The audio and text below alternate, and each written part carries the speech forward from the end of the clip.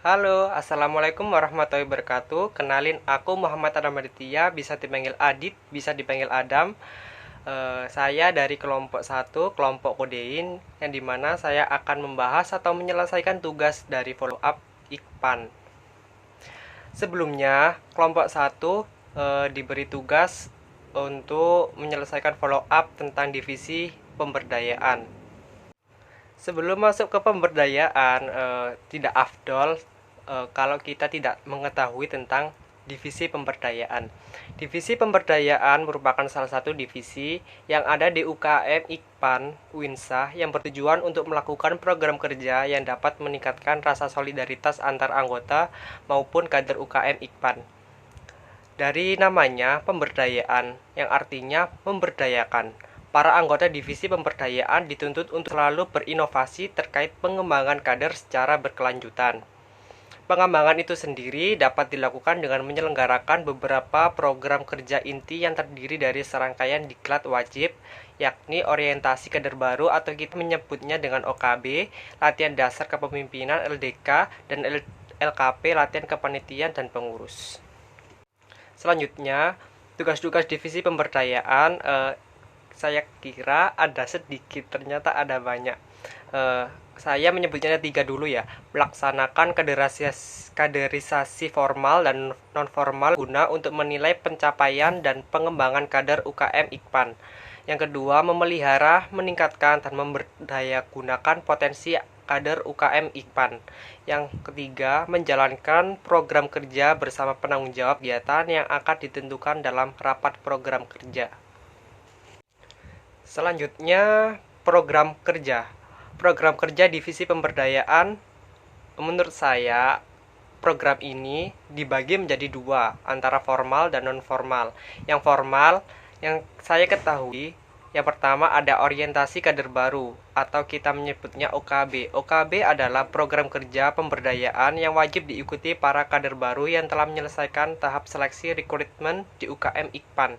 Tujuannya, OKB ini terselenggarakannya kegiatan OKB adalah untuk membekali para kader tentang ilmu dasar yang sangat bermanfaat baik internal maupun eksternal. Yang kedua, ada latihan dasar kepemimpinan atau LDK. LDK adalah kegiatan lanjutan yang bersifat wajib setelah dilaksanakannya kegiatan OKB. Kegiatan ini bertujuan untuk mengasah dan mengembangkan leadership pada diri kader UKM IKPAN agar dapat berpikir kritis dan inovatif dalam berorganisasi. Di dalam kegiatan LDK ini, para kader akan dibekali ilmu-ilmu yang bermanfaat dalam organisasi seperti leadership, keorganisasian, teknik berpikir kritis, problem solving, dan lain sebagainya. Yang ketiga, ada latihan kepanitiaan dan pengurus atau LKP. LKP merupakan serangkaian dari 3 diklat wajib yang diselenggarakan setelah kegiatan latihan dasar kepemimpinan. Kegiatan ini merupakan kegiatan final bagi para kader baru UKM IKPAN. Tujuan dari kegiatan LKP ini adalah untuk membekali para kader IKPAN agar terampil dan bersedia mengimplementasikan ilmu yang telah didapat di dalam kegiatan kepanitiaan manapun. Di dalam kegiatan LKP ini, para kader akan dibekali ilmu-ilmu seperti Introduction to Kepanitiaan and Kepengurusan, teknik kerapatan sidang, keadministrasian, dan lain sebagainya. Dari ketiga kegiatan formal divisi pemberdayaan, pastinya ada kelebihan dan kekurangannya. Kekurangannya berdasarkan hasil diskusi pada kelompok 1, yakni kelompok kodein dalam hal ini OKB, LDK, dan LKP yang diselenggarakan pada angkatan 2021 diadakan secara online. Hal ini menurut kami sangatlah kurang efektif jika dilakukan, karena OKB yang diadakan secara online ini tidak menjangkau kekerabatan keseluruhan anggota IKPAN 2021.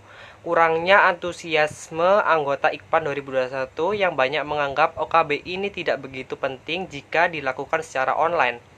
Akses internet yang kurang rata pada anggota IKPAN 2021.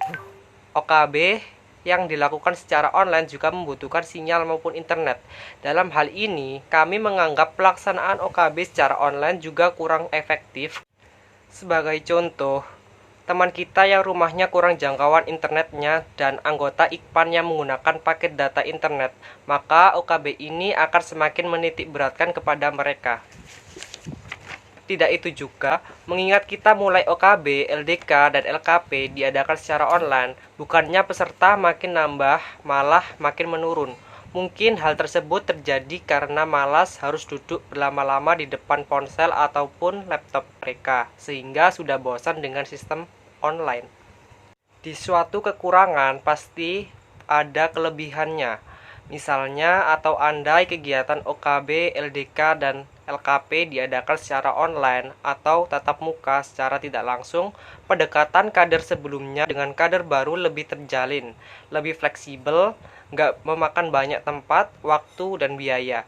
Pastinya jika ketiga kegiatan ini dilaksanakan secara offline, maka anggota IKPAN 2021 akan merasakan jiwa semangat yang tinggi dan tidak bosan pastinya, lebih mengenal yang satu dengan lainnya.